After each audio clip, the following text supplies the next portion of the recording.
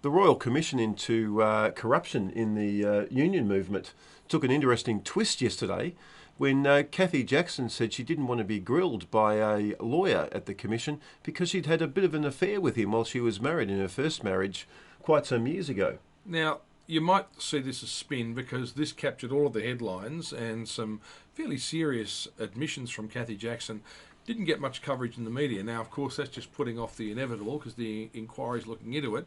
But she said that she'd had this affair with this fellow while she was in her first marriage. It had lasted about 8 weeks.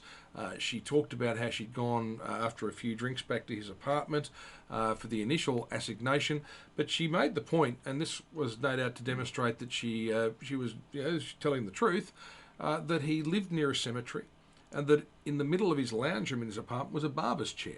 Now, why wouldn't you go back to his place? I mean, what an attraction that is. Well, this does raise the question. Now, what was the barber's chair doing there? This fellow, unfortunately, now is going to have to answer questions from people who know him. What was the story with the barber's chair? We're certainly intrigued as to why he'd have a barber's chair in the middle of your And what was he doing with it? Was that the lure? Was that the talking point? I mean, don't we all have a barber's chair sitting in the middle of our lounge room? Now, there is a point here. In your lounge room, it may well be that as a man, you want to watch the footy, TV, and the most comfortable seat you've ever found is in the barber's chair, where you lay back, put your head back, and you can, watch the footy or whatever it is. This is 20 years ago. Maybe that. Who knows what the barber's chair was being used for? They are worth a bit, though, because we've looked on eBay and on Gumtree, and on some of those websites, they're selling for up to $2,000 or $3,000 a really good barber's chair.